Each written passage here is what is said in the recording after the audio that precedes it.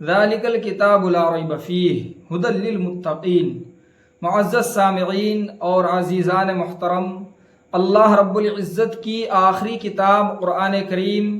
آپ جانتے ہیں کہ ایک بے مثال کتاب ہے۔ اس کتاب کا مقابلہ دنیا کی کوئی فصاحت و بلاغت کبھی نہیں کر سکتی۔ تمام دنیا کے فصیح و بلیغ انسان مل کر اس کتاب کے مقابلے میں کوئی 2-4 آیتیں بھی تیار کر کے نہیں لا سکتا۔ یہ قرآن کریم نے خود چیلنج واضح کیا ہے اور ساری دنیا کے سامنے یہ کھلا اعلان کیا گیا کہ فَأْتُوا بِسُورَةٍ مِّن مِّثْلِهِ وَادْعُوا شُهَدَاءَكُم مِّن دُونِ اللَّهِ إِن كُنتُمْ صَادِقِينَ کہ اے لوگو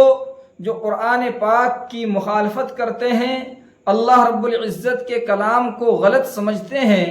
یا اس کی باتوں کو ہلکا مانتے ہیں، ان کو چیلنج ہے اس بات کا کہ وہ خود اور ان کی جتنی بھی طاقتیں اور صلاحیتیں ہیں وہ سب مل جائیں، اکٹھا ہو جائیں، اس کے بعد میں قرآن کریم کی طرح قرآن کریم کے جیسی صرف ایک سورت بنا کے لے کے آ جائیں، محض ایک سورت جو سب سے چھوٹی سورت ہو۔ قرآن کریم کے اندر سب سے مختصر اور سب سے چھوٹی سورت سورہ کوثر ہے، جس میں اللہ تعالیٰ نے فرمایا اِنَّا أَعْطَيْنَاكَ الْكَوْثَرَ فَصَلِّ لِرَبِّكَ وَانْحَرْ إِنَّ شَانِئَكَ هُوَ الْأَبْتَرُ۔ اس صورت کریمہ میں صرف 3 آیتیں ہیں، محض 3 آیتوں کا چیلنج ساری دنیا کے سامنے ہے،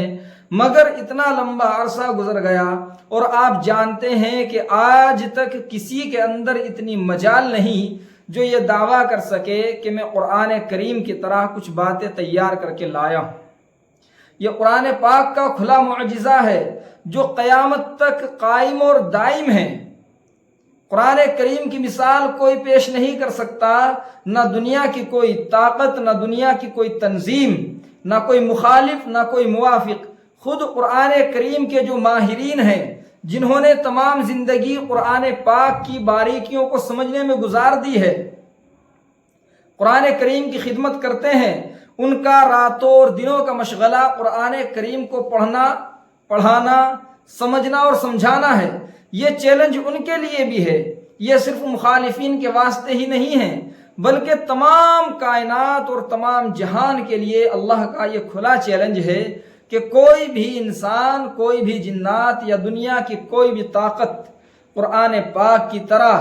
ایسی جامعیت اور ایسی مانعیت اور ایسے استحکام کے ساتھ چند آیتیں اکٹھا کر کے لے کے آ جائے تو وہ کہہ سکتے ہیں کہ قرآن کریم میں خامی ہے، مگر یہ انسان کی طاقت سے باہر ہے، ایسا کبھی نہیں ہو سکتا۔ بہت سے لوگوں نے ایسی کوششیں کی ہیں اور یہ کرنا چاہا، اس چیلنج کو قبول کرنا چاہا اور قرآن کریم کے مقابلے میں کچھ آیتیں تیار کرنے کی کوشش کی، لیکن اللہ کا آپ نظام دیکھیے کہ ان لوگوں کی کوششیں ان کو ہی مصیبت کی شکل میں سامنے آئی اور ساری دنیا میں ان کی ذلت و خواری ہوئی۔ الفیل ملفیل وما ادراک ملفیل جیسے الفاظ بعض لوگوں نے تیار کیے اور بنائے، لیکن جب تمام دنیا نے ان الفاظ کو قرآن کریم کے سامنے رکھا تو لوگوں کے سامنے واضح ہو گیا کہ یہ تو دنیا کی پاگل ترین بات ہے جو اس آدمی نے تیار کی ہے اور قرآن کریم کی تو مثال نہیں ہے۔ ایسے حکیمانہ فیصلے، ایسی گہری باتیں جو انسانوں کو ہزار سال کے تجربوں کے بعد بلکہ لاکھوں لاکھ سال تجربوں کے بعد میں جا کر کسی انسانی طاقت کو حاصل ہوتے ہیں، وہ اللہ تعالیٰ نے ایک ایک اور 2 لفظ میں خلاصے بیان کر دیے ہیں۔ یہ قرآن پاک کا کمال ہے۔ یہ دنیا ذلیل ہوتی ہے، ٹھوکریں کھاتی ہے، قربانیاں دیتی ہے، مصیبتیں اٹھاتی ہے اور لمبا چوڑا پلان طے کرنے کے بعد کسی نتیجے پر پہنچتی ہے اور جا کر کے معلوم ہوتا ہے کہ یہ نتیجہ تو قرآن کریم میں پہلے سے مذکور ہے۔ اللہ رب العزت نے اس نتیجے کو قرآن کریم میں اب سے 1450 سال پہلے بیان کر دیا تھا۔ یہ دنیا کی حقیقت ہے جس کو اللہ تعالیٰ نے قرآن کریم کے اندر بیان کیا ہے۔ لہٰذا قرآن پاک سے محبت کرنا، قرآن کریم کو چاہنا، قرآن کریم کی عظمت کرنا، یہ انسان کے ایمان کی پختگی کی علامت اور دلیل ہے۔ یعنی وہ آدمی گویا اللہ تعالیٰ کا چاہنے والا ہے، اللہ تعالیٰ کا سچا عاشق ہے، اللہ کے کلام سے جس کو محبت ہے اس کو اللہ سے محبت ہے، اس کو رسول پاک صلی اللہ علیہ وسلم سے محبت ہے۔ قرآن کریم سے بے حد عشق ہونا چاہیے۔ ہمارے اکابرین اور بزرگان دین میں ایسے ایسے حضرات گزرے ہیں کہ جنہوں نے ایک دن میں پورا قرآن کریم پڑھنے کا پوری زندگی معمول رکھا ہے۔ وہ تمام عمر قرآن کریم پڑھتے رہے اور روزانہ ایک قرآن کریم ختم کیا کرتے تھے۔ ایسے بے شمار افراد ہیں، اور کتنے ہی لوگ ایسے بھی ہیں جن کا معمول یہ تھا کہ صبح فجر سے لے کر ظہر تک ایک قرآن کریم پڑھتے تھے، اس کے بعد دن میں اپنے بال بچوں میں رہتے اور اپنی زندگی کی دوسری ضروریات میں مشغول رہتے، اور پھر عشاء کی نماز پڑھنے کے بعد میں وہ لوگ رات میں کسی وقت تک ایک قرآن کریم پھر ختم فرما لیا کرتے تھے، ایک قرآن کریم کی مکمل کی پھر تلاوت کر لیا کرتے تھے۔ یہ وہ لوگ ہیں جن کے درجات اللہ تعالیٰ نے بے حد بلند کیے ہیں۔ یہ بات سمجھ میں نہیں آئے گی کہ اتنے اعلیٰ مقام اللہ کے یہاں ہو سکتے ہیں۔ اللہ تعالیٰ جنت میں ایسے ایسے درجوں کو بھی بنا سکتے ہیں، لیکن مرنے کے بعد جب ان لوگوں کو نوازا جائے گا اور ان لوگوں کو ان کے مقام و مرتبوں پر پہنچایا جائے گا تو یہ دنیا دیکھتے رہ جائے گی، دنیا والوں کی آنکھیں کھلی رہ جائیں گی کہ اللہ تعالیٰ کس قدر عظمت والے ہیں، اللہ تعالیٰ کتنی بڑی شان والے ہیں۔ جن لوگوں نے اللہ کے کلام کے لیے قربانیاں دی، جن لوگوں نے اللہ کے کلام کو سینے سے لگایا، اللہ تعالیٰ نے ان کے لیے کیسے درجات تیار کیے ہیں، اور جنت کی کیسی کیسی نعمتیں اللہ نے ان کے لیے تیار کر رکھی ہیں۔ آپ جنت کی نعمتوں کا اندازہ نہیں کر سکتے ہیں۔ صرف تلذذ ہی پوری نعمت نہیں ہے، مزے لے لینا، مزے حاصل کرنا کھانے پینے کے ذریعے، عیش و آرام کے ذریعے، تفریح کے ذریعے، یہی اصل نعمتیں نہیں ہیں۔ نعمتیں تو یہاں سے شروع ہوتی ہیں، کھانے اور پینا یہ سب چیزیں تو ابتدا ہیں، اللہ کی نعمتوں کے حصول کی ابتدا ہے، یہ انتہا تو کوئی نہیں ہے۔ اللہ نے نعمتوں کے حصول کی کوئی انتہا نہیں بنائی ہے، اور سب سے آخری اگر آپ کوئی نعمت کہہ سکتے ہیں، سب سے بڑی کوئی نعمت کہہ سکتے ہیں جس کا مقابلہ ساری دنیا کی نعمتیں، تمام جنت کی نعمتیں، سارے جنتیوں کو جو انعامات دیے جائیں گے وہ سب ملا کر بھی اس ایک لمحے کی نعمت کا مقابلہ نہیں کر سکتے، وہ رب کائنات کا دیدار ہے، وہ اللہ کا دیدار ہے۔ جس وقت بندہ اپنے اللہ کو دیکھے گا، اپنے اللہ پر نظر ڈالے گا، اس انسان کے اندر ایسی کیفیت پیدا ہو جائے گی، ایسی فیلنگ آئے گی، ایسی اس کی کیفیت بدلے گی کہ وہ کئی سو سال تک بے ہوش رہے گا، اور جب بیدار ہوگا تو اس کے سامنے عجیب و غریب معاملات ہوں گے، وہ اپنے جسم کے اندر ایک عجیب ہی کیفیت محسوس کر رہا ہوگا، اور وہ ساری دنیا کو بھول چکا ہوگا۔ وہ انتظار کرتا رہے گا، جنت میں رہنے کے باوجود اس کو یہ خواہش رہے گی کہ کسی طرح پروردگار عالم کا مجھ کو دوبارہ پھر دیدار ہو جائے۔ آپ غور کیجئے، جو بڑے مقام و مرتبے کے لوگ ہوں گے، اللہ تعالیٰ ان کے اندر ایسی صلاحیت پیدا فرمائیں گے کہ وہ اللہ کا دیدار بار بار کریں، بار بار کریں گے، بار بار اس نعمت سے وہ تلذذ حاصل کریں گے۔ اور جو جتنے ہلکے درجے کا جنتی ہوگا، جتنے چھوٹے درجے کا جنتی ہوگا، اس کے اندر یہ صلاحیت اتنی ہی کم ہوگی، لیکن صلاحیت اس کے اندر بھی ہوگی۔ وہ اپنی صلاحیت کے مطابق اللہ کا دیدار کرے گا، اور وہ جو اعلیٰ درجے کا جنتی ہوگا وہ اپنی صلاحیت کے مطابق اللہ کا دیدار کرے گا۔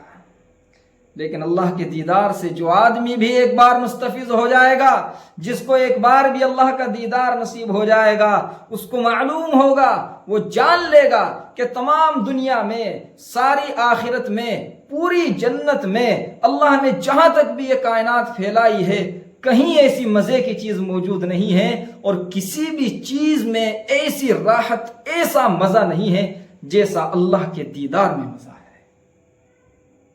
اللہ تعالیٰ کو جنتی لوگ دیکھیں گے۔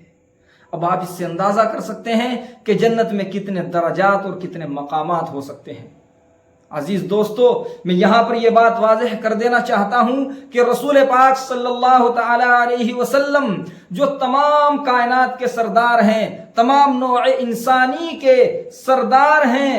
سرتاج ہیں، سب کے سروں کے تاج ہیں، حضور پاک صلی اللہ تعالی علیہ وسلم ان کو اللہ تعالیٰ کا سب سے زیادہ قرب حاصل ہوگا، وہ اللہ کے سب سے زیادہ قریب رہیں گے۔ ان کو جو مقام دیا جائے گا، جس مقام سے ان کو سرفراز کیا جائے گا، اس مقام کا نام مقام محمود ہوگا، اور وہ اللہ کے بالکل برابر کا مقام ہوگا، اللہ کے بالکل جسٹ برابر کی جگہ ہوگی، جہاں پر رسول پاک صلی اللہ تعالی علیہ وسلم کو رکھا جائے گا۔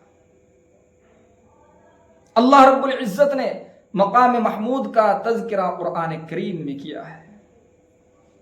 قرآن کریم میں کیا ہے۔ اللہ تعالیٰ فرماتے ہیں ان قرآن الفجر کان مشہودا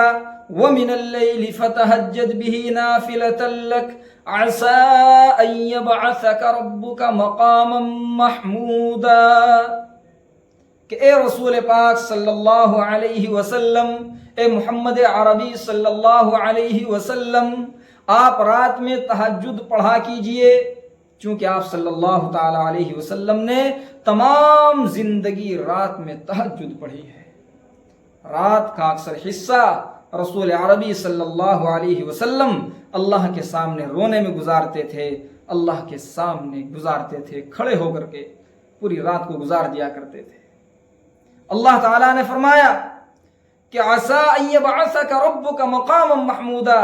آپ دیکھتے رہنا اے رات میں جاگنے والے، اے نیند کی قربانی دینے والے، اے رونے والے، اے اپنے مصلے کو اپنے آنسوؤں سے تر کر دینے والے، آپ دیکھنا آپ کا مقام مرتبہ کیا ہے، آپ کا رب بہت ہی جلد آپ کو مقام محمود پر فائز کر دے گا۔ لہٰذا رسول عربی صلی اللہ تعالی علیہ وسلم کو وہ مقام عطا کیا جائے گا،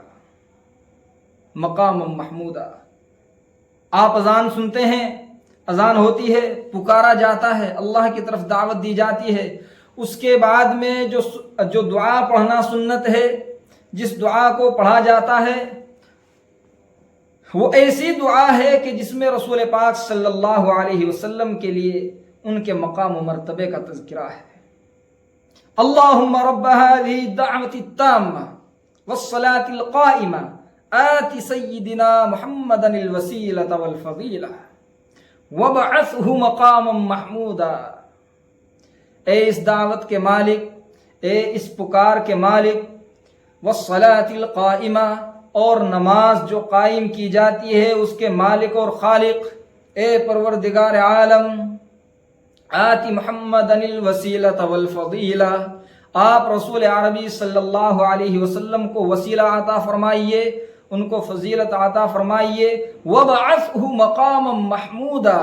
اور ان کو مقام محمود پر فائز فرمائیے گا۔ چونکہ اللہ کی ذات ہے، اللہ نے وعدہ بھی کر لیا، پھر بھی اللہ سے مانگنے کا حکم ہے۔ دیکھیے آپ غور کیجیے، اللہ سے مانگنا کس قدر عظیم الشان چیز ہے۔ یوں اللہ سے مانگتے رہنا چاہیے۔ اللہ نے اگر کسی چیز کا خود وعدہ بھی کیا ہے، اس کے بعد بھی اس چیز کو مانگنا چھوڑ دے آدمی، یہ بہتر نہیں ہے، یہ صحیح نہیں ہے، اس کو مانگتا رہے اللہ سے۔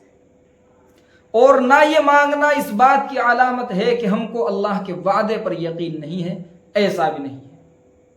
ایسا بھی نہیں، بلکہ اللہ سے مانگنا اور زیادہ پختگی کی علامت ہے۔ لہٰذا اللہ سے مانگنے کا بڑا اہتمام کرنا چاہیے۔ اس آیت سے یہ بھی سبق ملتا ہے۔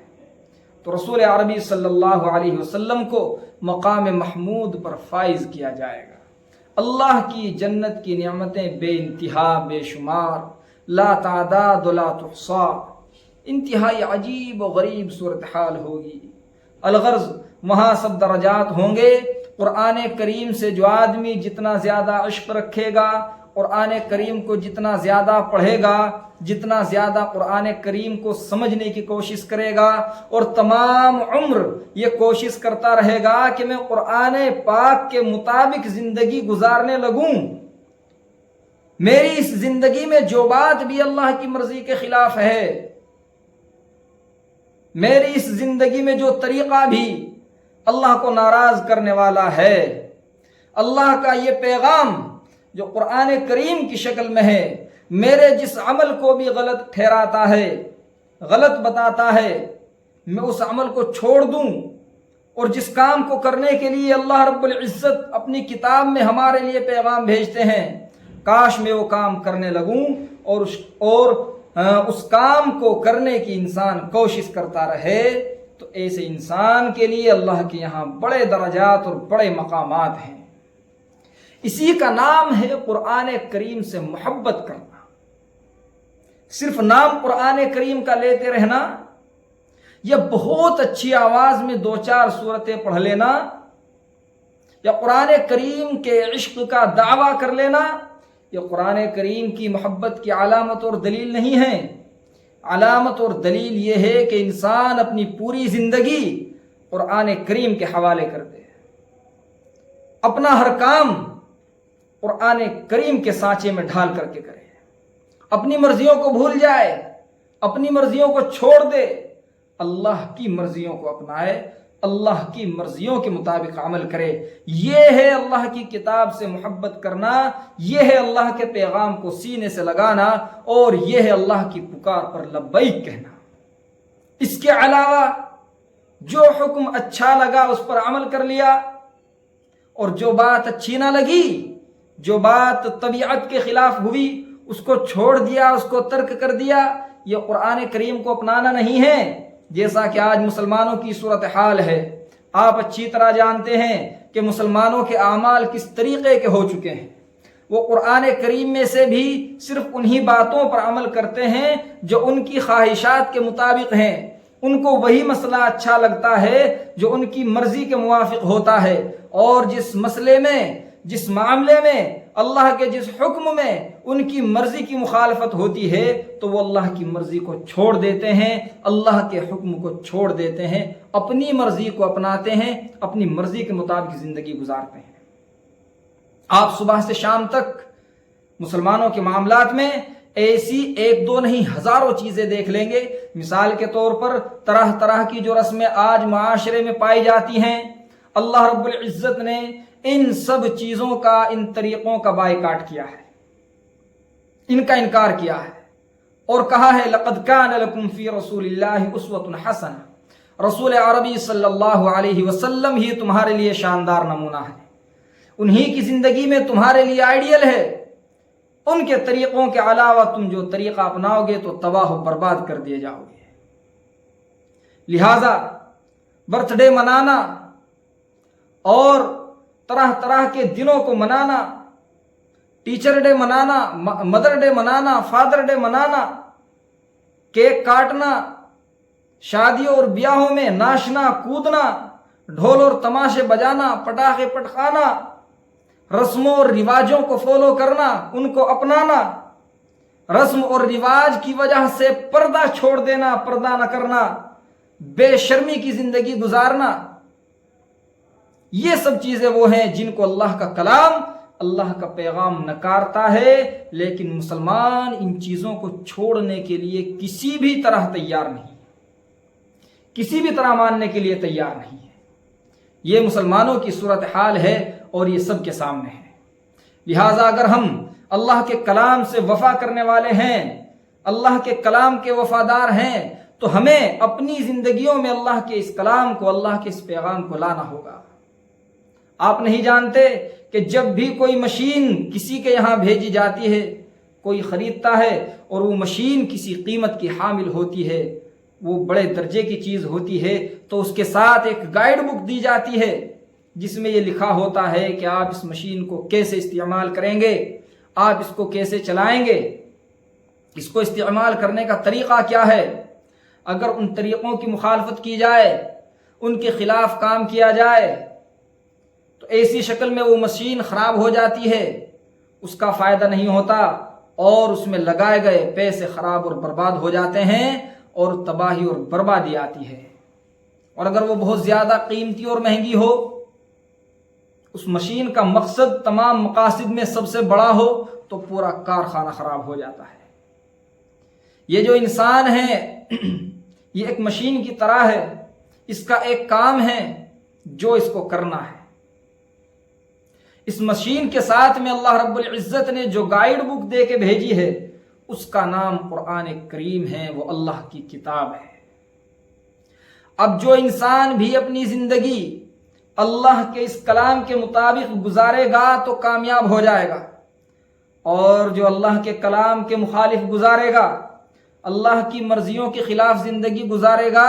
وہ کسی صورت میں کامیاب ہونے والا نہیں ہے۔ کیوں؟ اس لیے کہ انسان کو بنایا اللہ نے، انسان کا انجام اللہ کے ہاتھ میں ہے، انسان کی کامیابی اللہ کے ہاتھ میں ہے، انسان کا مقدر اللہ کے ہاتھ میں ہے، اس کا نفع اللہ کے ہاتھ میں ہے، اس کا نقصان اللہ کے ہاتھ میں ہے۔ ہر چیز اللہ کے قبضے قدرت میں ہے، اور اللہ ہی نے اپنی مرضیاں، اپنے قانون، اپنے دستور اور اپنے اصول اس کتاب میں دیے ہیں۔ چنانچہ واضح ہے یہ بات کہ جو انسان اللہ کے اصولوں کو اپنائے، اللہ کے قانون کے مطابق رہے گا، تو وہ ظاہر بات ہے کہ وہ اللہ کے یہاں فائدے میں ہوگا۔ اللہ نے جو وعدے کیے ہیں وہ ان وعدوں کا حقدار بن جائے گا، اور جو اللہ کے اس قانون کی خلاف ورزی کرے، اللہ کے اس قانون کو توڑے، اللہ کے اس قانون کے خلاف چلے گا، تو یاد رکھیے کہ وہ اللہ کی سزا کا مستحق ہوگا۔ اللہ رب العزت نے قرآن کریم میں بے شمار برے اعمال کی سزائیں ذکر کی ہیں، وہ اسی لیے ہیں کہ جو لوگ اللہ کے ان حکموں کی پاسداری نہ کریں گے، اللہ کے ان حکموں کو توڑیں گے، تو اللہ کے یہاں ان کے واسطے سزائیں تیار ہیں۔ لہذا اللہ نے ہی انسان کو بنایا، اس کی زندگی کو بنایا، اس کے جسم کو بنایا، اور اس کی دنیا کو بنایا، اس کی آخرت کو بنایا۔ اسی نے ہی جو اصول و دستور بتائے ہیں وہی اصل ہے، انہی کے مطابق زندگی گزارنے میں فائدہ ہے، اور ان کی خلاف ورزی کرنے میں کوئی فائدہ نہیں ہے۔ اس بات کو موٹی سے موٹی عقل والا انسان بھی آسانی سے سمجھ سکتا ہے۔ معزز سامعین کرام، یوں تو قرآن کریم کی عظمت اور مرتبت کو کوئی بھی انسان دنیا میں پورے طریقے پر بیان نہیں کر سکتا، کیونکہ یہ اللہ کا کلام ہے، یہ اللہ کی صفت ہے، اور جیسے اللہ تعالیٰ کی کوئی کامل و مکمل تعریف بیان نہیں کر سکتا، ویسے ہی اللہ کے کلام کی بھی کامل و مکمل تعریف بیان نہیں کر سکتا ہے۔ قرآن کریم کا درجہ کتنا بڑا ہے، اس کو پورے طور پر تو اللہ ہی جانتے ہیں، لیکن جتنا کچھ رسول عربی صلی اللہ تعالی علیہ وسلم نے ذکر کیا، اللہ رب العزت نے واضح فرمایا، اس کی روشنی میں یہ بات واضح ہوتی ہے کہ جب تک دنیا میں قرآن کریم موجود ہے، قرآن کریم کی عزت و عظمت کی جا رہی ہے، یہ دنیا باقی ہے، اور جس دن اس کتاب کو لوگ چھوڑ دیں گے، ترک کر دیں گے، اس سے اپنا رشتہ توڑ لیں گے اور دنیا کے غلام بن جائیں گے، تو اللہ رب العزت اس کائنات کو ہلاک و برباد کر دے گا، اس کو ختم کر دیا جائے گا، اس کو مٹا دیا جائے گا۔ اللہ تعالیٰ کسی انسان کے فائدے کے لیے دنیا نہیں چلا رہے ہیں، یا کچھ لوگوں کے نفع کے لیے یہ دنیا نہیں چلائی جا رہی ہے، بلکہ یہ محض ایک امتحان کی جگہ ہے، اور امتحانوں میں سب سے بڑا امتحان یہی ہے کہ اللہ تعالیٰ کے اس خط کو، اللہ کے اس پیغام کو انسان کتنے دنوں تک اپنے ساتھ رکھتا ہے، اس پر عمل کرتا ہے، اس کو مانتا ہے۔ لہٰذا جب تک دنیا بھی سالم ہے اور لوگوں کو مہلت بھی دی جا رہی ہے کہ عمل کرنے کی کوشش کرتے رہو، کامیاب ہوتے رہو اور جنت میں جاتے رہو، اور جس دن تم باغی ہو جاؤ گے، اللہ کے کلام کو ترک کر دو گے، رشتہ اپنا اس سے توڑ لو گے اور منہ اپنا اس سے موڑ لو گے، یاد رکھنا اللہ تعالیٰ اس دن نظام کائنات کو ختم فرما دیں گے، اس کو تباہ و برباد کر دیں گے۔ یہ خود رسول عربی صلی اللہ تعالی علیہ وسلم نے بیان فرمایا ہے کہ قیامت سے پہلے اللہ رب العزت اپنے پیارے کلام کو دنیا سے اٹھا لیں گے۔ دنیا کی جب ہلاکت کا وقت آ جائے گا، دنیا جب تباہ و برباد ہونے والی ہوگی، اس وقت دنیا میں اللہ کا یہ کلام موجود نہیں ہوگا۔ لوگوں کے برے اعمال کی وجہ سے، لوگوں کے قرآن کریم کو چھوڑنے کی وجہ سے اللہ رب العزت اپنے کلام کو اپنے پاس بلا لیں گے۔ عزیز دوستو، قرآن کریم کی عظمت کو سمجھو۔ قرآن کریم کے تو نام سے اتنی محبت ہونی چاہیے کہ جیسے ہی اللہ کی اس کتاب کا نام لیا جائے انسان کا رواں رواں جوش میں کھڑا ہو جائے اور آدمی کے اندر ایک ایسی گرمی بیدار ہو، انسان کے اندر ایک ایسی حرارت ابھر جائے قرآن کریم کا نام سنتے ہی کہ جس کی بنا پر وہ اپنی تمام زندگی کو اور زندگی کی ہر خواہش کو قربان کرنے کا جذبہ لے کر اٹھے۔ جو ہی قرآن پاک کا نام لیا جائے وہ اپنی مرضیوں کو چھوڑنے کے لیے تیار ہو جائے اور اسی انتظار میں وہ انسان لگ جائے اللہ تعالیٰ کے اس کلام کا کون سا پیغام میری نظروں کے سامنے آتا ہے، وہ پیغام میری نظروں کے سامنے آئے اور میں حکم پر عمل کروں، میں اس حکم کو اپناؤں، کیونکہ یہ قرآن کریم ہے، یہ اللہ کا کلام ہے۔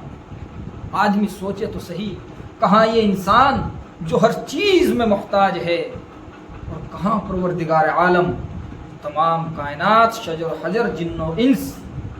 بحر و بر ہر چیز کا مالک اور خالق ہے، اس کا رشتہ ہمارا قرآن کریم کے ذریعے جڑتا ہے اور ہمارا تعلق اس سے قرآن کریم کے ذریعے وابستہ ہے۔ یہ کیسی عظیم شان چیز ہے۔ عزیز دوستو، قرآن کریم ایک انقلابی چیز ہے۔ جس قوم نے بھی قرآن پاک کو اپنایا، اس کو سینے سے لگایا، اللہ تعالیٰ نے اس قوم کو بلندیوں پر پہنچا دیا ہے۔ آج تک کی تاریخ ہے اللہ کے اس کلام سے جن لوگوں نے بھی وفا کی ہے، اللہ نے ساری دنیا کو ان کے قدموں میں ڈال دیا، بڑی بڑی حکومتیں اور سلطنتیں ان کے سامنے زیر ہو گئی اور ان کا لوہا ماننے پر مجبور ہو گئی ہے۔ انہوں نے حکمرانی کی، دنیا کا نظام اپنے ہاتھ میں لے لیا اور عدل و انصاف کو قائم کیا، اللہ کی اس زمین کے اوپر سے ظلم و زیادتی کا خاتمہ کیا۔ صحابہ کرام کی مثال اس سلسلے میں ایک روشن باب ہے کہ صحابہ کرام نے اپنی جانوں سے زیادہ قرآن کریم کی حفاظت کی تو اللہ نے ان کی جانوں کی بھی حفاظت کی، ان کے مالوں کی بھی حفاظت کی اور ان کی عزت کی بھی حفاظت کی ہے۔ اگر صحابہ کرام بہت کم بھی ہوئے، یہ دراصل دنیا والوں کے سامنے ایک نمونہ پیش کرنا تھا۔ اللہ تعالیٰ نے دنیا کو مثال دکھائی کہ دیکھیے جب صحابہ کرام نے ہماری کتاب سے وفا کی ہے اور ہمارے وعدوں پر یقین کیا ہے، تو اگر صحابہ کرام مٹھی بھر بھی ہوئے، تھوڑے سے بھی ہوئے، تو ہم نے ان کو غلبہ دیا، بڑی بڑی طاقتوں کو ان کے سامنے زیر کر دیا اور وقت کے بڑے بڑے متکبر لوگ سر جھکانے پر مجبور ہو گئے، ہتھیار ڈالنے پر مجبور ہو گئے اور ان کے سامنے غلامانہ زندگی گزارنے لگے۔ یہ صرف اس وجہ سے ہوا کہ ان کے ساتھ میں قرآن کریم تھا، وہ قرآن پاک کے ہمدرد تھے، وہ قرآن کریم سے محبت کرنے والے تھے۔ دوسری کوئی چیز ان کے کتب خانوں میں موجود نہیں تھی۔ صحابہ کرام کے یہاں قرآن کریم کے علاوہ کسی چیز کا مطالعہ نہیں کیا جاتا تھا، قرآن پاک کے علاوہ کسی چیز کو سمجھنے کی اور اس کو حقیقت ماننے کی کوشش نہیں کی جاتی تھی۔ انہوں نے زندگی کا اصل سراغ قرآن کریم میں ہی پایا تھا،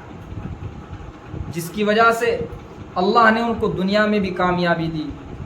اور آخرت میں تو ان کو کامیاب لوگوں کا سردار بنا دیا۔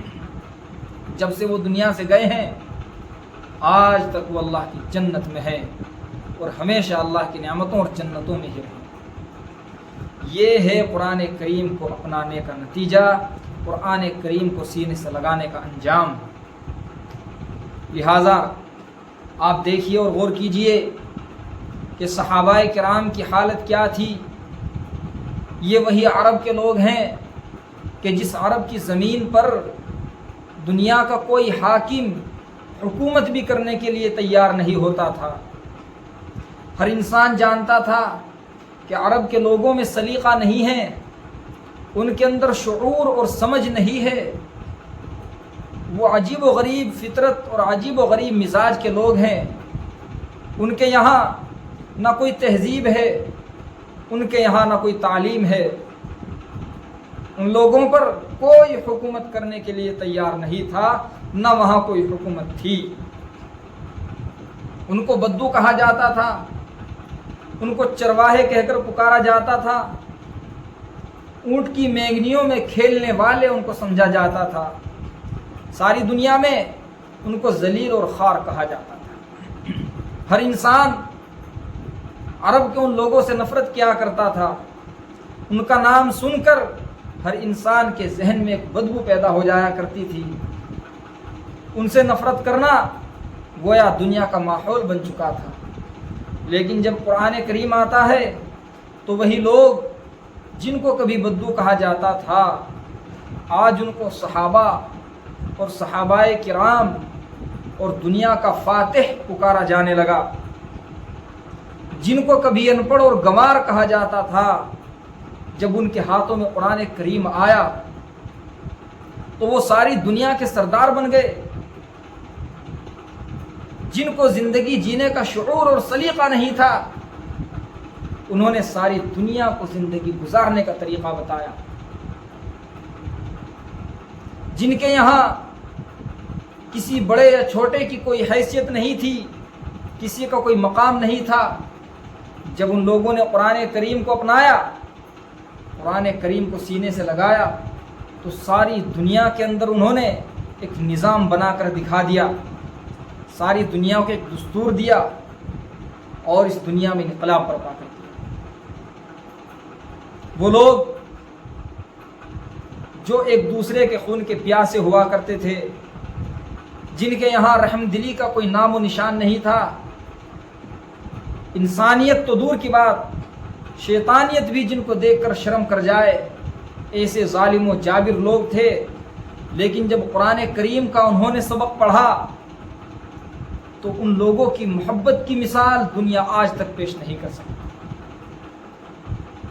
ان کے درمیان ایسی اخوت اور محبت پیدا ہو گئی کہ دنیا حیران ہے۔ ایسی جانثاری ان کے اندر آ گئی کہ ان کی مثال بھی پیش نہیں کی جا سکتی ہے۔ ان کے جیسے لوگ دنیا میں نہ ان سے پہلے دیکھے گئے ہیں اور نہ ان کے بعد دیکھنے میں ملے ہیں۔ صحابہ کرام کی زندگی کو قرآن کریم نے پورے طریقے پر بدل کے رکھ دیا۔ اس غلام قوم کے اندر سرداری کی خوبیاں پیدا کر دی،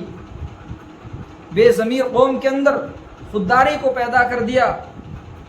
غلام قوم کے اندر حکومت کے اوصاف نچھاور کر دیے اور اجاگر کر دیے، اور دنیا نے یہ سب کچھ ہوتا ہوا دیکھا۔ دنیا کے سامنے یہ سارا منظر رہا ہے۔ جو ازلی دشمن ہیں اللہ کے، جو شیطان کو معبود مانتے ہیں، جو شیطان کی عبادت کرتے ہیں، جب انہوں نے یہ منظرنامہ دیکھا اور تاریخ کے ان پنوں کو پڑھا اور اس حقیقت کو سمجھا، اس وقت میں شیطان کے ان عبادت گزاروں نے، جو آج پوری دنیا پر ظلم کر کے، خون اور کشت کر کے، ظلم و ستم سے اس دنیا کو نہلا کر پوری دنیا کے اوپر حکومت کر رہے ہیں، ان لوگوں نے کبھی یہ منصوبہ بنا لیا تھا کہ اب ہمیں کچھ بھی کرنا پڑے، اسکولوں اور کالجوں کو کھولنا پڑے، کتنی بھی دولت خرچ کرنی ہو، کتنے بھی لوگوں کی جان جائے، لیکن لوگوں کے ذہنوں سے قرآن کی عظمت کو مٹانا ہے، قرآن کی محبت کو ختم کرنا ہے۔ ورنہ دنیا کی جو قوم بھی قرآن کریم سے محبت اور وفاداری کرتی ہے، اس کو کوئی جھکانا تو دور کی بات ہے، اس کے سامنے نظریں اٹھا کر بات کرنے کی ہمت نہیں کر سکتا۔ یہ سچائی اور حقیقت ہے۔ قرآن سے محبت کرنے والے لوگ جب میدان جنگ میں اتر جاتے ہیں تو ان میں سے دو دو آدمی کئی ہزار انسانوں پر بھاری پڑ جاتے ہیں، یہ سب نے دیکھا۔ قرآن کریم سے محبت اور عظمت کرنے والے لوگ جب دنیا کے فیشن کے میدان میں اتر جاتے ہیں تو جہاں سراپا ننگے لوگ رہتے ہوں، وہاں وہ لوگ فرشتوں کی طرح زندگی گزار کے دکھا دیتے ہیں، جو عام انسانوں کے لیے تقریباً ناممکن ہے، تقریباً ناممکن۔ یہ ایسا ہی ہے جیسا کہ نمرود کی دہکتی ہوئی آگ میں حضرت ابراہیم علیہ السلام کو گرا گیا اور وہ زندہ جاوید واپس نکل آئے۔ اللہ نے ان کی حفاظت کی۔ بالکل ایسے ہی قرآن کریم کے چاہنے والے جب دنیا کی اس آگ میں پہنچتے ہیں تو وہ نظریں تک نہیں اٹھاتے، اپنے ایمان کی حفاظت کر کے واپس آ جاتے ہیں۔ قرآن کریم کے یہ چاہنے اور ماننے والے لوگ جب تعلیم کے میدان میں آتے ہیں تو ساری دنیا کے سامنے اسی خیر خواہانہ تعلیم اور اس کا منظر پیش کرتے ہیں کہ جو انسان بھی اس حقیقت کو سمجھ لیتا ہے وہ جان دے دیتا ہے، لیکن اللہ کے راستے کو نہیں چھوڑتا ہے۔ قرآن کریم کو یہ اپنانے والے لوگ جب حکومت کرنے پر آ جاتے ہیں تو ان میں حضرت عمر فاروق اور حضرت عمر ابن عبدالعزیز، معین الدین، ابراہیم ابن ادہم اور اسی طریقے سے متعدد خلفاء راشدین، علی مرتضیٰ، عثمان غنی، ابو بکر صدیق رضوان اللہ تعالی علیہم اجمعین جیسی شخصیات پیدا ہوتی ہیں، عبد الحمید جیسے حضرات پیدا ہوتے ہیں، محمد ابن قاسم جیسے دلاور پیدا ہوتے ہیں جو حکومتوں کی باغ ڈور کو سنبھالتے ہیں اور دنیا کو حکومت کرنے کا طریقہ سکھاتے ہیں۔ لہٰذا قرآن کریم کی جس انسان نے بھی عظمت کی ہے، قرآن کریم کو جس آدمی نے بھی چاہا، اس کے مقام و مرتبے کو پہچانا، اس پر عمل کیا اور عمل کرنے کی کوشش کی، اللہ تعالیٰ نے ساری دنیا اس کے قدموں میں ڈال دی ہے۔ جب یہ حقیقت ان لوگوں نے سمجھ لی تو انہوں نے مسلمانوں کے لیے جال بچھائے،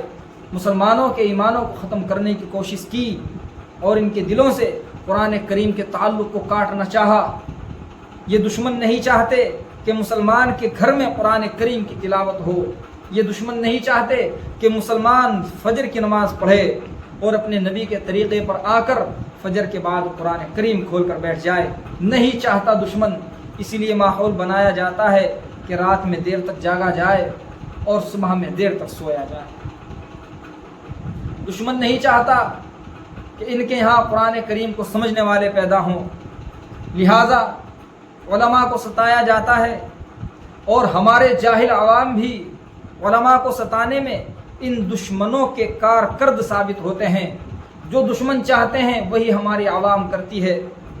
اللہ تعالیٰ ان کو نیست و نابود کرے، دشمنوں کو بھی اور دشمن کے جال میں پھنسنے والے ان لوگوں کو بھی جو علماء کا جینا حرام کرتے ہیں۔ بہت بری بری صورتحال دیکھی گئی ہیں۔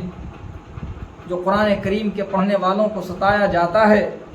ان کو گری ہوئی نگاہوں سے دیکھا جاتا ہے، ان کی زندگیوں کو تنگ کیا جاتا ہے۔ اللہ کی پناہ، بدبخت لوگ اپنے ہی آپ کو ہلاک کرتے ہیں، اللہ کے عذاب کو اپنے اوپر مسلط کرتے ہیں۔ اللہ تعالیٰ کے ان چنندہ بندوں کو، اللہ تعالیٰ کے ان اختیار کیے ہوئے بندوں کو ستاتے ہیں، ان کے دلوں کو دکھاتے ہیں۔ یہ بڑا المیہ ہے، بڑی تکلیف دہ بات ہے۔ اس موضوع پر اگر بات کی جائے تو کئی گھنٹے بھی کم پڑ جائیں، ایسی صورتحال آج مسلمانوں کی ہو چکی ہے۔ لہٰذا دشمن نے یہ جال بچھایا اور بہت پرسنٹیج کے اعتبار سے، بہت زیادہ طریقے سے، بہت زیادہ فیصدی دشمن کا یہ جال کامیاب ہوا اور مسلمان قرآن کریم سے دور ہو گئے۔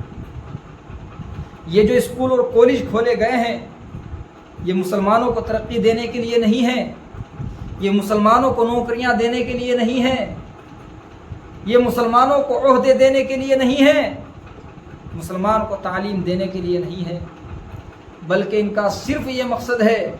کہ مسلمان قرآن کریم کی تعلیم سے دور ہو جائے، مسلمان اپنی ایمانی طاقت کو کھو دے۔ جب اس کے پاس ایمان اور قرآن کی طاقت نہیں ہوگی تو ہم اس کو غلام بنا لیں گے، ہم ان کی عزتوں سے کھیلیں گے، ان کی بیٹیاں ہمارے دونوں پیروں کے بیچ میں ہوں گی، اور یہ سب کچھ ہو رہا ہے اور آپ دیکھ رہے ہیں۔ یہ حقیقت و سچائی ہے۔ وہی لوگ ہیں یہ جو قرآن کریم کو چھوڑ چکے ہیں۔ آپ ذرا غور کیجئے،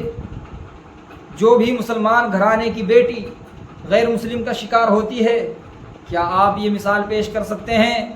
کہ وہ ایسے گھرانے کی بچی تھی جس گھر میں قرآن پاک کی تعلیم زندہ ہوتی تھی، جہاں قرآن کریم کے احکامات کو بیان کیا جاتا تھا، جہاں اللہ کی باتوں کا چرچا ہوتا تھا؟ آپ کو ایسا ہرگز نہیں ملے گا، بلکہ یہ دعوے کے ساتھ کہا جا سکتا ہے کہ یہ تمام تر بچیاں وہ ہیں، ان گھروں میں پلنے والی ہیں کہ جن گھروں میں انگریزوں کو اپنا نمونہ سمجھا جاتا ہے، انگریزوں کو اپنا آئیڈیل مانا جاتا ہے، فیشن کو اپنی زندگی سمجھا جاتا ہے، اور دنیا کی ہوس کے وہ لوگ پجاری ہیں، ان گھروں سے اٹھنے والی یہ بچیاں ہیں جو غیر مسلموں کا شکار ہو جاتی ہیں۔ اگر ان گھروں میں قرآن کریم کی تعلیم زندہ ہوتی، قرآن پاک کو دہرایا جاتا، تو ہرگز ایسے حالات پیدا نہیں ہو سکتے تھے، ہرگز ایسے اسباب پیدا نہیں ہو سکتے تھے۔ یہ ایک بڑی حقیقت اور سچائی ہے جس کو آپ کو ماننا ہی ہوگا، اور جو لوگ اس حقیقت کو نہیں مانیں گے وہ اپنی منہ کی کھائیں گے، کیونکہ قرآن کریم کی حفاظت کرنے والے کے ایمان کی حفاظت تو اللہ تعالیٰ خود کرتے ہیں۔ جو انسان اللہ کے کلام کی حفاظت کرتا ہے اس انسان کی زندگی کی حفاظت اللہ تعالیٰ خود کرتے ہیں۔ یہ آج کی صورتحال ہے، اور صحابہ کرام کو دیکھیے آپ، بڑی بڑی شیطانی طاقتیں ان کے سامنے گھٹنے ٹیک دیا کرتی تھی، بڑی بڑی شیطانی طاقتیں، ان کا نام سن کر لوگوں کے پسینے چھٹ جایا کرتے تھے۔ یہ حکومتیں، یہ سیاستیں کوئی نئی چیز نہیں ہیں، یہ شروع ہی سے ہیں، یہ اسی وقت سے نظام چلا آ رہا ہے۔ اس وقت میں بھی سیاستیں تھیں، اس وقت میں بھی سازشیں تھیں، اور سارے کام ہوتے تھے، لیکن صحابہ کرام اور ان کے راستے پر چلنے والوں کی جو ایمانی طاقت تھی، قرآن کریم کی جو ان کے اندر ایک روحانیت بھری ہوئی تھی، اس کے سامنے نہ کسی کی سیاست رکتی تھی، نہ کسی کی سازش ٹھہرتی تھی، نہ کسی کی حکومت جمتی تھی۔ ہر چیز کے پیر اکھڑ جایا کرتے تھے، اور شیطان ان کے سامنے سے بھاگتا ہوا نظر آتا تھا۔ آج وہی شیطان اور اس کے چیلے ہیں کہ جو مسلمان کی عزتوں سے کھیل رہے ہیں۔ سڑکوں پر مسلمانوں کو ننگا کیا جا رہا ہے، مسلمانوں کی مسجدوں کو لوٹا جا رہا ہے، مسلمانوں کے مدرسوں کو ختم کیا جا رہا ہے۔ اس کی وجہ صرف اور صرف یہ ہے کہ مسلمان ایمانی اعتبار سے کمزور ہے، اور نہ مسلمان نہ دین میں اور نہ ہی دین کے لیے اپنے مال کے اعتبار سے کمزور ہے، نہ اپنی طاقت کے اعتبار سے کمزور ہے، نہ اپنی تعداد کے اعتبار سے کمزور ہے، نہ دنیاوی اسباب کے اعتبار سے کمزور ہے۔ کسی بھی اعتبار سے مسلمان کمزور نہیں ہے۔ مسلمان اگر کمزور ہے تو ایمانی اعتبار سے کمزور ہے، اور جتنا ایمان کے اعتبار سے مسلمان کمزور ہوگا، جتنا مسلمان قرآن کریم سے دور ہوگا، جتنا مسلمان کا رشتہ قرآن کریم سے کمزور ہوگا، مسلمان اتنا ہی زیادہ ختم کیا جائے گا۔ اس کی زندگیاں مصیبتوں سے بھرتی چلی جائیں گی، تباہیاں اور بربادیاں اس کو گھیرتی رہیں گی، اس کو بھاگنے کے لیے کوئی راستہ نظر نہیں آئے گا،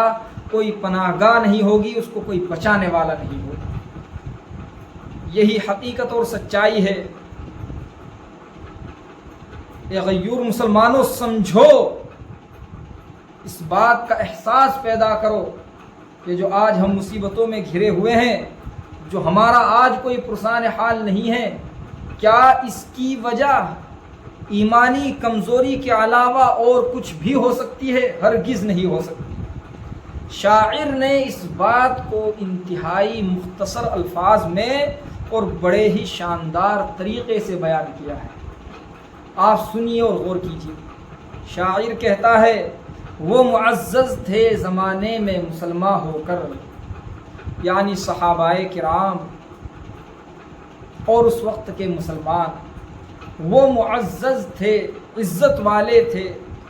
زمانے میں، ساری دنیا میں وہ معزز تھے زمانے میں مسلمان ہو کر، اور ہم خوار ہوئے تارک قرآن ہو کر، یعنی ہم ذلیل اور خوار ہو گئے، ہم رسوا ہوئے، ہم کو ملکوں سے نکالا گیا، ہم کو گھروں سے نکالا گیا، ہم کو ذلیل اور رسوا کیا گیا تارک قرآن ہو کر، کیونکہ ہم قرآن کریم سے اپنا رشتہ توڑ چکے تھے، ہم قرآن کریم کو اپنے ہاتھوں سے چھوڑ چکے تھے، جس کی وجہ سے، جس کے نتیجے میں یہ سارا معاملہ ہوا،